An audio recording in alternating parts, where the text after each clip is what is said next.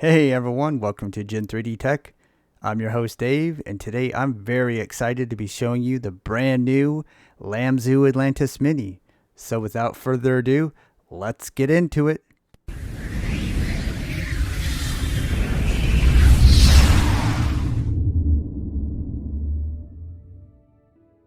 First off, I'd like to thank Lamzu for providing this review sample for this review. As always, my opinions are my own, and only the unit was provided, no other compensation.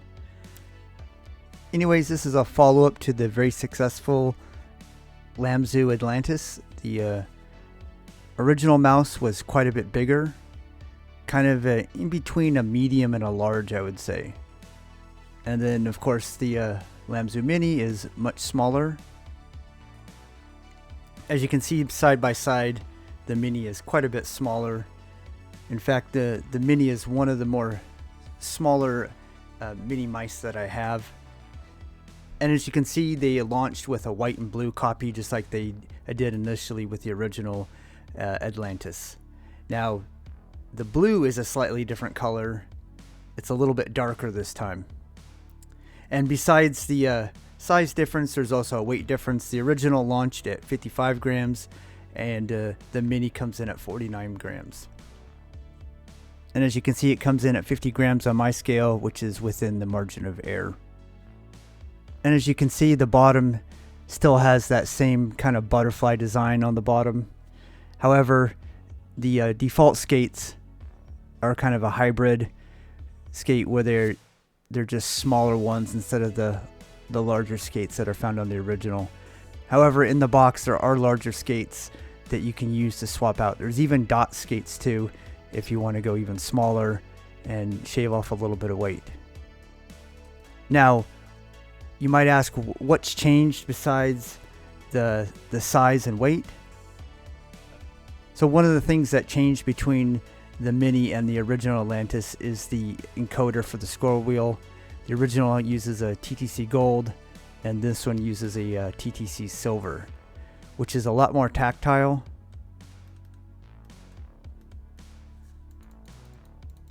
And just as spammable. The other thing that's changed are the switches. The switches are still a Huano blue-pink dot. However, these are a brand new version that are made just for Lamzu. They're a kind of a clear blue switch. I'll do a sound check here, but it's definitely a lot more clicky on the Mini.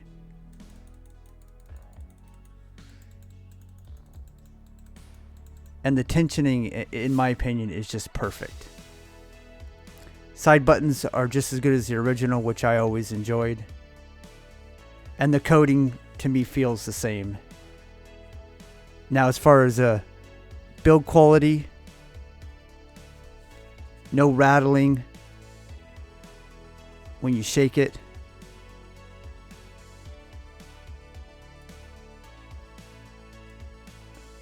Just a little bit of pre-travel and post-travel. Very minimal side flex. And when you squeeze, it holds up very well. Now, if you squeeze really hard towards the bottom, just like the original, it does kind of feel like it might pop out a little bit. But I would say less so on the Mini. And that might just be because it's a little bit more compact. But squeezing the shell doesn't seem to actuate anything. And of course, it's still got the same USB-C that the original has. Now, I was a huge fan of the original. The only thing that, for me, it was just a little bit too big for my hand. It is a great claw grip mouse. And it's super balanced, and at 55 grams it actually feels lighter just because of how balanced it is. And I'm pleased to report that this mouse is also just as balanced and even lighter, of course. And what's great about it is that it really fits my hand perfectly.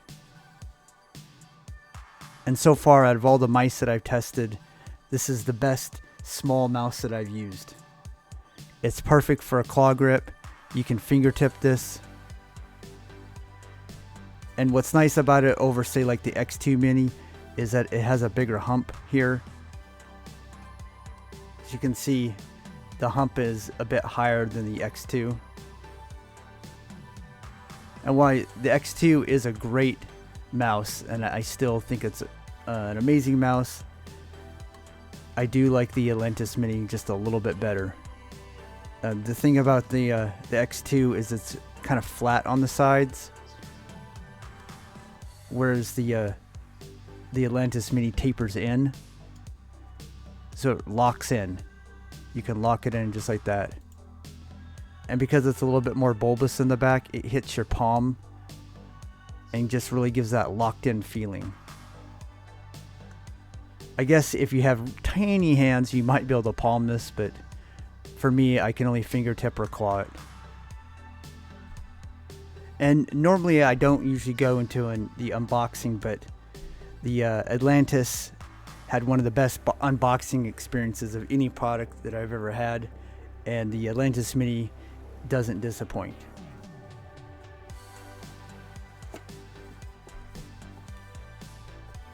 Just like before, it has this nice little fold out thing with a nice little message there. The mouse sits right here. Dongle right there. And then reviewers did get an extra pair of glass skates, but I don't think that comes in the normal box. And then, as I said before, there's these larger skates that you can swap out, and there's also some dot skates. And then if the coating for you is a little too slippery, there's these very nice grips that you can install. And of course you got the goodie bag here with a very nice light blue cable. And like before, the USB-C is angled. So if you do have to plug it in and use it because your battery wore down, this will help keep it off your pad.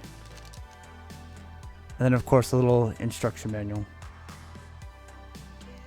And then this little adapter right here is very artistic. It's very cool looking. And then it's very nice they label their dongle. I just wish it said Mini on there so I can tell it apart from the other one. But this is a very cool kind of transparent see-through USB-C to A adapter. So next we'll go ahead and do a sound test on the switches.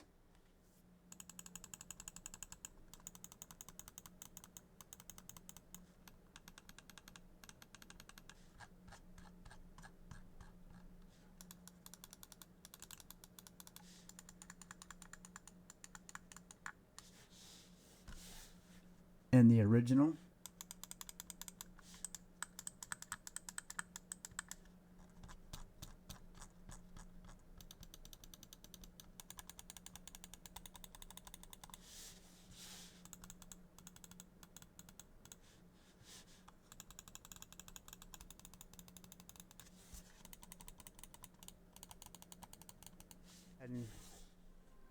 So next we'll go ahead and check out the software. So the software hasn't changed at all from the original Atlantis. If you were an owner of the original Atlantis and used the software, you'll feel right at home here. So here's the debounce. I set it down to 1 millisecond. I think it was defaulted at 8, if I remember right. And you can change it right there. Battery indicator right here. You can see it's at 20%. I've been using it quite a bit the last couple days, so it's definitely been draining it. And you can set the keybinds here, and you can save up to 4 different profiles. Right here, the DPI settings. As you can see, I'm currently got activated DPI 3, which is 1600, which is what I usually play at. And LOD, liftoff distance, is 1 millimeter by default. And then I recommend not activating ripple control or angle snapping. polling rate was set to 1000 hertz by default, which is what I recommend using, of course.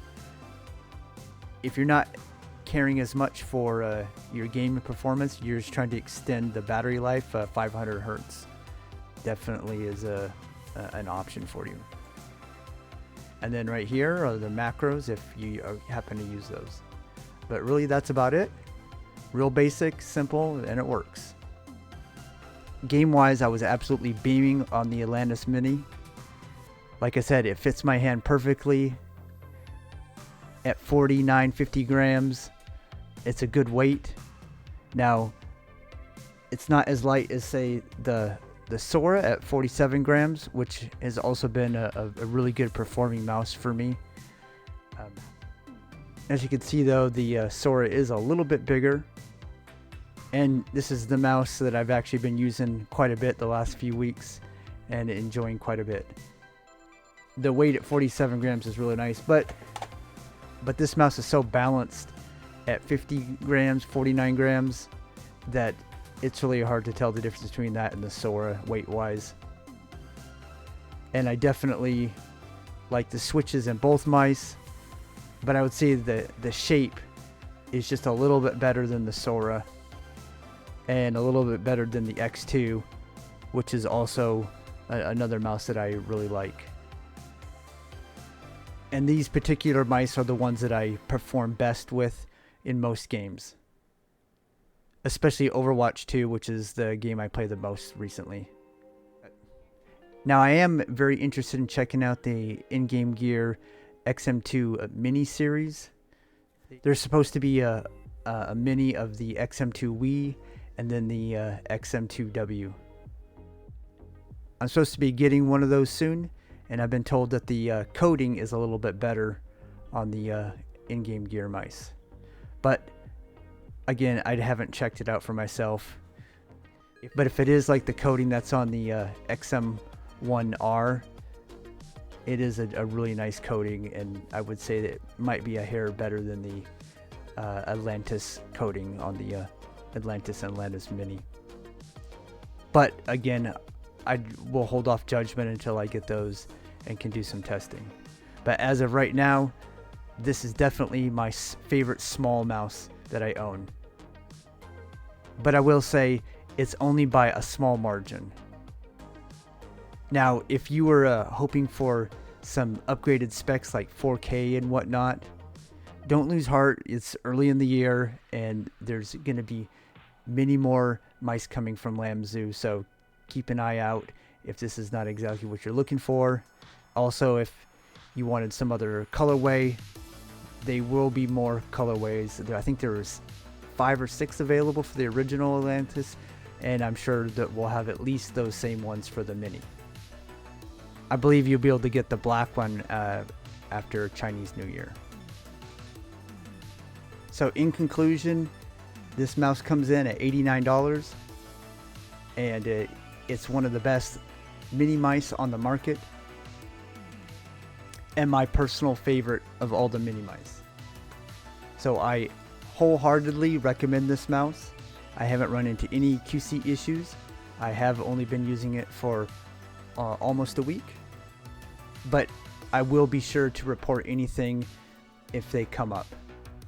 Now, I never had any issues with the original Lamzu, and this is the first batch. I mean, like the first 20 that were ever made. And I've had 0 issues with this. And so far, 0 issues with this. But I do know with any mice, there's always going to be some QC issues. There's not a single company that is problem free. There's definitely ones that have more than their fair share, and that's mostly what you're looking for. So far so good, and I haven't heard any wide reports of people having issues so far, but there has only been a few people that have actually received this yet. And definitely at $89 for what you get inside the box, all the extras that you get, it's definitely a phenomenal deal. And Lamzu has always done a good job of providing a really good bang for the buck. Now, I also want to mention they do have a mouse pad called the Energon, and I will definitely be getting that soon, and I'll be reviewing that too. And like I said, there's more mice coming out, and one of the mice is the Thorn. And speaking of the Thorn, I just got this mouse just the other day, and this mouse right here, the XJ03, has a very similar design as the Thorn, at least from the pictures that I've seen. This particular mouse is like 65, 66 grams on my scale, and the Thorn is supposed to be 47 grams. And as you can see on the bottom, it's not anything like the Lamzu Thorn pictures that we've seen, where it's open, similar to the Atlantis. But shape-wise, it looks really close, and looks also very similar to the Vaxi outset. And I very much enjoy this shape. So if this is kind of a preview of what we might see with the Thorn, I'm very much looking forward to that, having a nice Argo shape. So hopefully we'll see that in March, I think, but I'm not 100% sure, but very soon.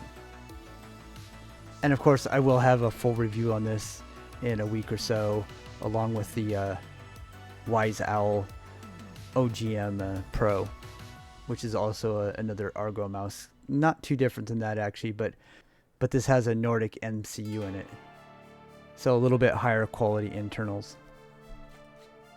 And then I've gotten a lot of questions about this mouse right here. This is an Iron Cat mouse, and it's very similar to the Pulsar X2 shape, but as you can see it's a lot higher on the hump here than the X2. And of course it's quite a bit heavier, but it does have hot swap switches, as you can see right there. And it does have two different humps on the back, and of course, as you can see, there's also some RGB on it. You can actually write on the back here, or put some like kind of logo right there, and it'll shine through. Interesting mouse, comes with a ton of different stuff. I'll have a review on this also soon. Just kind of wanted to give you a little preview of some Chinese mice that I have that I'll be reviewing soon. And I believe there'll be the Darmio Shark M3, which is a clone of the Air 58, and technically not really a clone, since they were the ones that actually produced the Air 58. So I think if anybody has a right to that shape, it's probably them. I think that's also going to be $66, just like the original Darmio Shark M3 that I reviewed. And I'll try and get that hopefully next month or maybe early March. So anyways, again, highly recommend this mouse. I love it. I'm going to be using the heck out of it. And tons of exciting new mice coming in 2023. A ton from Pulsar. Like I said, you're going to see some more from Lamzu real soon too. And I'm pretty sure there'll be a wireless Viper Mini coming soon, hopefully. And just a ton of great mice. So that's about all I have for today. Hopefully you found this review enjoyable and informative. If you did, please leave a like and a sub. Always appreciated that. I recorded my first video January 14th of last year. It was a keyboard video, and I had set a goal of 1,000 subs for my first year, and only about a week late, I'm finally hitting that, so I'm very excited about that. And now I can just go ahead and stop worrying about hitting that goal and just creating good content. And hopefully you'll stick around, because I got lots of great stuff coming out this year, and I'll be expanding into a few new things, like a lot more keyboards, for example, and maybe some other things. And again, thank you for all the support that you give me this year, and hopefully I've earned your sub, and that I'll keep earning it, and you'll keep coming back, because I got lots of great stuff planned. So I'll see you on the next one. Later.